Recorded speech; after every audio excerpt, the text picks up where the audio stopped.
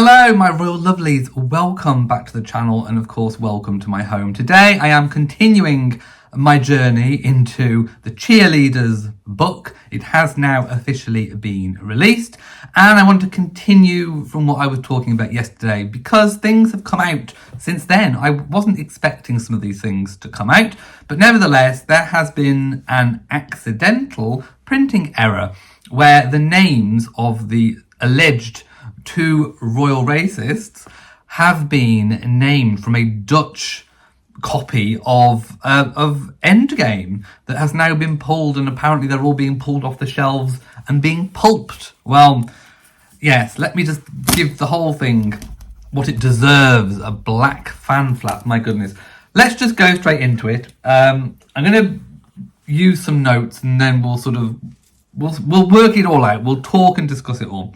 So, we know from the Oprah interview that allegedly there was conversations had about Archie's skin colour, but skin tone from before, they even knew that it was going to be Archie.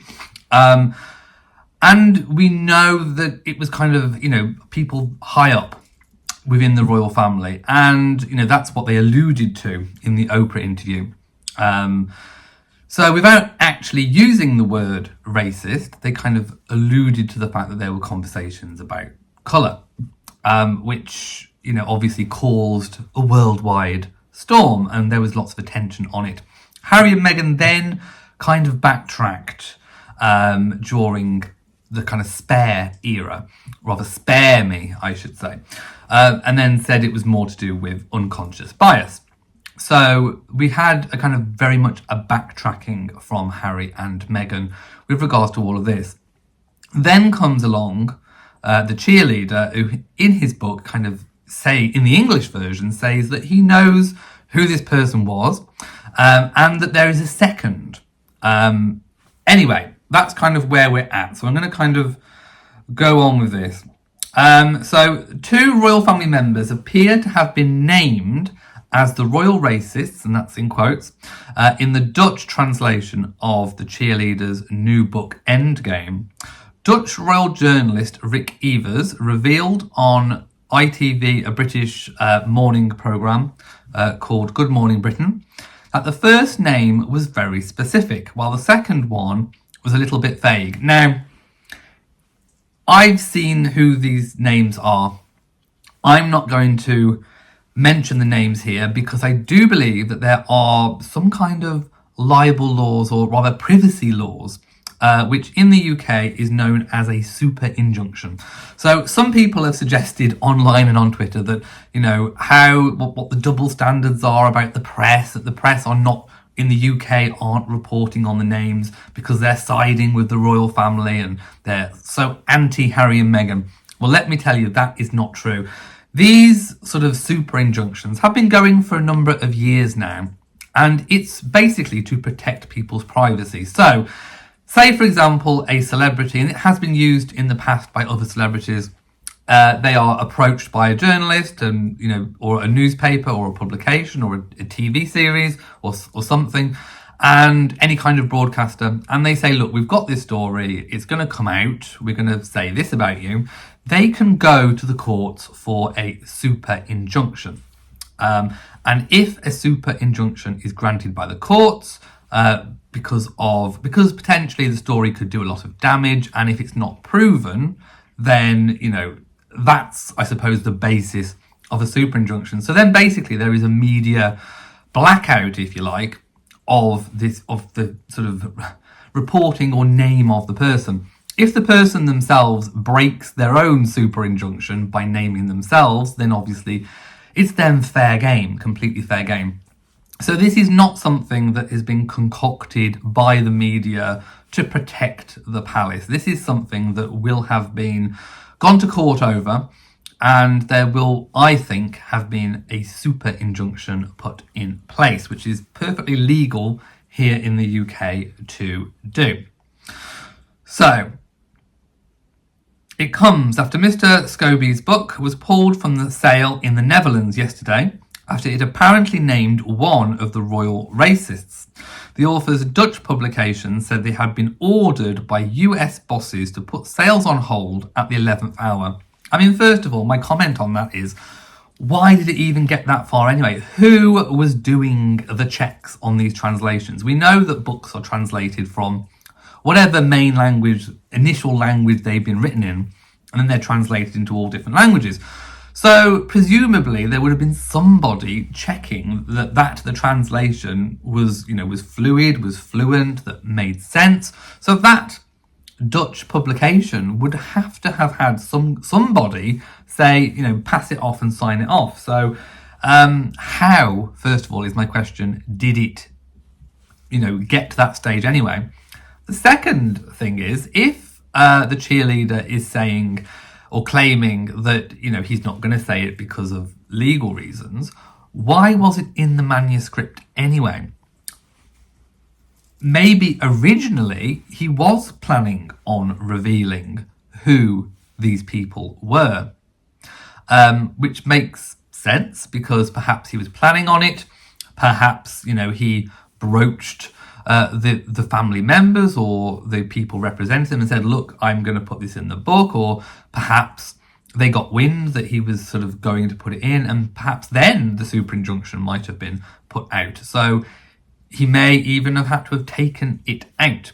And there is talk that perhaps 5 sentences were removed from the English language version that obviously was not removed from the Dutch version. So perhaps the Dutch version was based on a much earlier manuscript where Omid was going to reveal who these names were, which again in itself, says that basically he's troublemaking because Harry and Meghan have put the issue to bed themselves. I mean, that is the one thing they have done.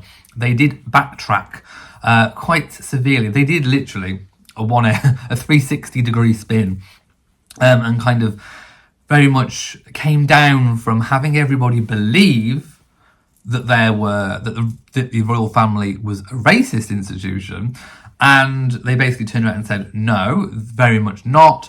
But there is unconscious bias. That's kind of what Harry said during interviews.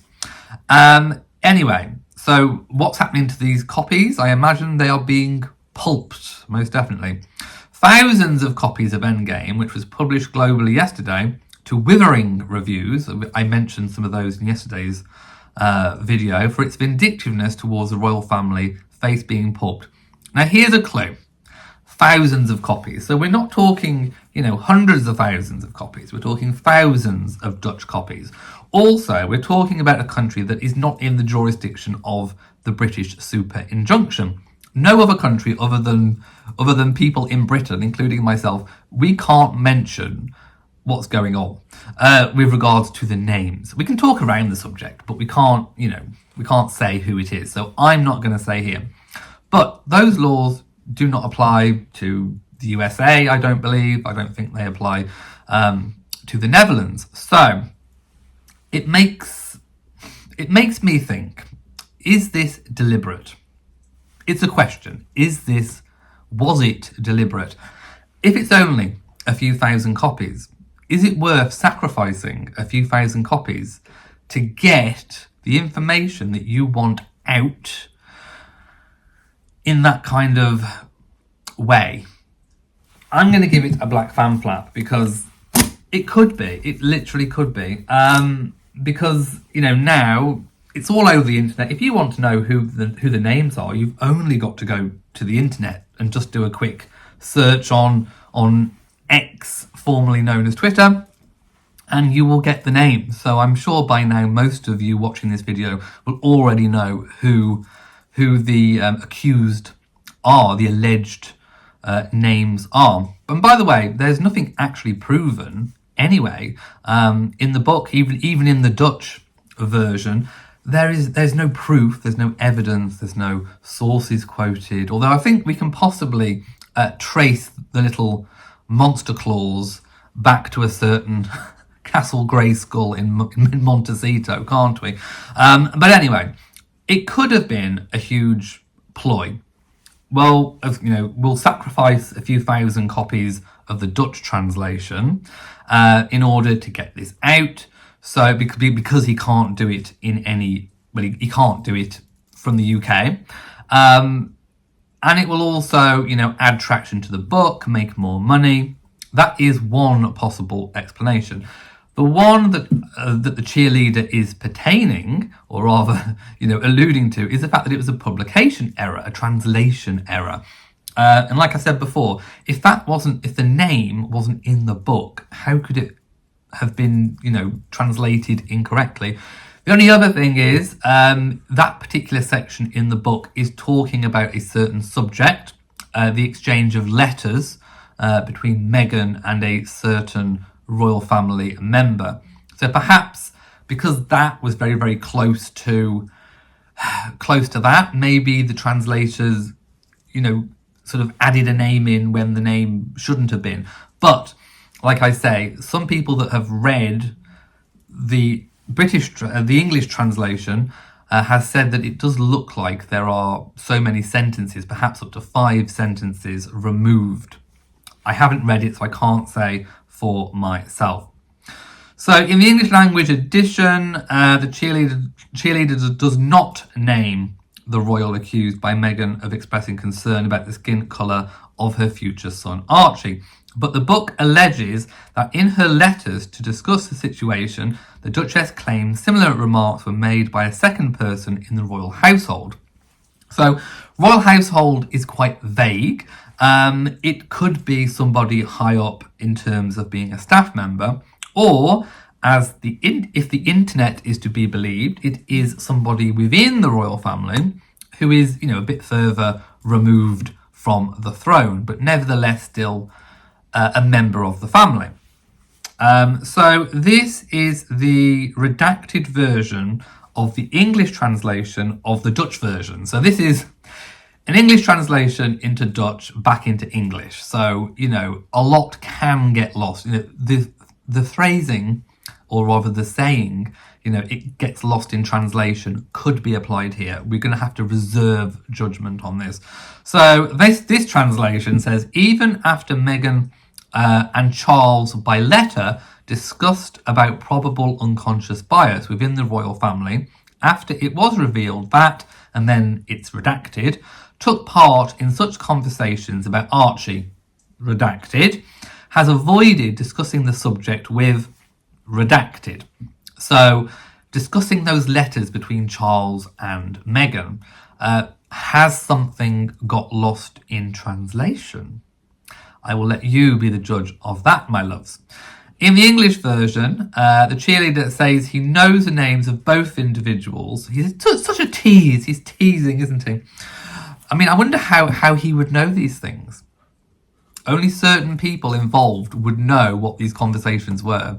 And if Harry and Meghan haven't discussed these conversations with other people, then how would he know? Unless, of course, he's been authorised by Harry and Meghan to talk to him, their friends or associates or colleagues, whatever, employees. But laws in the UK prevent me from reporting who they were, says the cheerleader. The same sentence is in the Italian edition, but not apparently in the Dutch. However, a page taken from a review copy of the book sent to Dutch journalists this week clearly points the finger at a senior royal. Referring to the letters discussing the issue, it reads dramatically. But in those private letters, an identity was revealed and confirmed. And then obviously it's been redacted. It is unclear why one foreign language version of the book would be very specific with a name, and other editions it is absent from. I mean, it is very curious. Like I say, is there some kind of scheme in place? And it should be stressed that there is no evidence the claim itself is even true. Well, I said that before. We don't actually even know, we shouldn't take things at face value. Mr. Evers, who first revealed yesterday that the book had identified one of the royal racists, told Good Morning Britain today names of 2 senior royals are mentioned during the book. The host, Richard Madeley, then asked, "Can I be clear about this?" there are 2 names in the book. And Mr. Evers replied, yes, the first one is very specific. The second one is a little bit more vague. If the person is really involved in the story, but the first one is very clear, and the official way was that it was a translation issue. There are some debates about how these passages were stated in the book. I would say, how could you translate a name wrong? Well, I think I would most definitely agree with that. The host, Mr. Madeley, then said, well, I was going to ask you, how do you mistranslate a name? You can mistranslate a word, a sentence, but a name.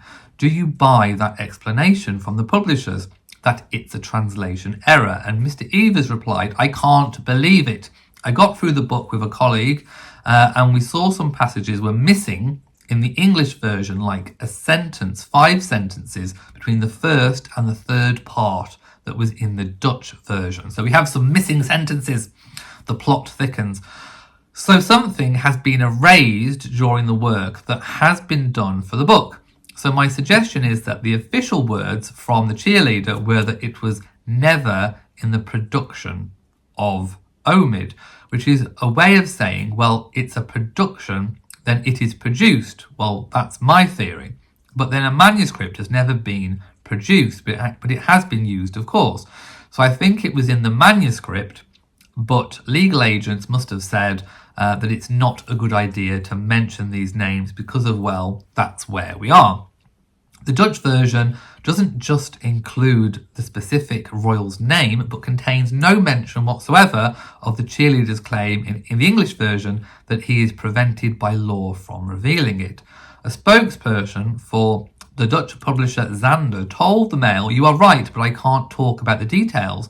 We have, however, received a request to put the title on hold, and that is what we have done. Asked when that request was received, she explained, just now. We are awaiting further instructions. I do not know how long this will be. You should speak to the US agent. I think the Dutch version is basically the sacrificial lamb in all of this. I think, this was intended to get out. It's my personal opinion, but I do think that these books are normally checked. I mean, okay, you might get a little printing error on a spelling mistake or something, but on this level, it's highly unlikely. Adding to the confusion, the Cheerleader told the Dutch chat show RTL Boulevard that he did not mention a name in his manuscript. So how did it get there? He added the book is available in a number of languages, selfless promotion, and unfortunately I can't speak Dutch, so I haven't seen the copy for myself. But if there has been any translation errors, I am sure the publisher has got it under control. For me, I edited and wrote the English version. There has never been a version that I've produced that has names in it. I mean, again, using that word produced. HarperCollins did not respond to requests to comment. 2 major bookshops in central Amsterdam said they had not received deliveries as expected yesterday, though offered to order a copy for delivery in about a week. Mr. Scobie also appeared on ABC's Nightline, which aired in the US early this morning, and speculated that the 2 royal racists could be named in the future. As I've said, with super injunctions, they can be lifted if, for example, it's deemed that it's common knowledge anyway. So it could only be a matter of time. And was that part of the overall plan and plot, potentially, that, to have this, to get this super injunction lifted by revealing through devious means, who these names were and to get them into the public sphere? He told the programme, unfortunately, those 2 names that I have to keep to myself for now, but I do wonder if that might change over the future. It does seem that Harry and Meghan have decided to put that to rest. He said about the letters, we know from sources that Charles was horrified that that's how Meghan felt from those conversations. And that he wanted to sort of, as a representative of the family, have that conversation with her. So I think, he basically alludes to the fact that, They don't see eye to eye on the issue, Charles and Meghan, and that, but at least they've managed to have those conversations.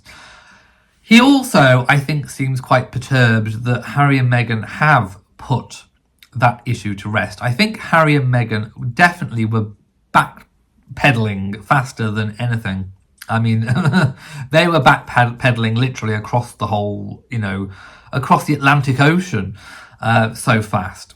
And I think, the cheerleader is perturbed by that because he wanted them to keep going with it. He wanted the drama. This is what he wants. He wants to take down the monarchy. Harry and Meghan thought, it's making us look bad. And they decided to put it to rest. But I don't think he wanted to. And it does make me think, now that sort of Harry has decided that he pretty much wants, to put things to bed and wants to forgive and forget, as if he's the one that needs to do the forgiving and forgetting. I think this book has come at a very wrong time for Harry and Meghan. I think they think that they probably wished it wasn't even out, to be honest. Although they may have their little claw prints all over it, and perhaps at the time it was written, perhaps they did want to reveal the names through covert means because they felt it might help their public perception. But we all know now that anything of this nature does not help Harry and Meghan's public persona.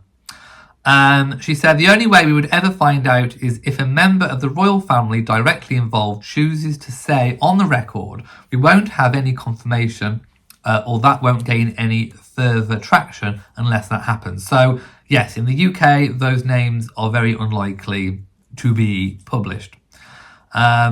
He also told Nightline that Harry and Meghan would never move back to Britain. I mean, like I said before, are we bothered at this point? He said, I asked these questions to people around them. Will Meghan go back to acting? No. Well, thank goodness she saved us from that as well. Will they move back to the UK? No. Well, good. And I think they found their forever place out here. They seem happy. They built a world they're actually thriving in. Well, if that's thriving, I'd hate to see losing. And commenting on rumours over a rift within their marriage, he said, from everything I understand, they're absolutely fine. The lady doth protest too much. This is a pair who have literally bonded over their trauma and experiences, which is not necessarily healthy.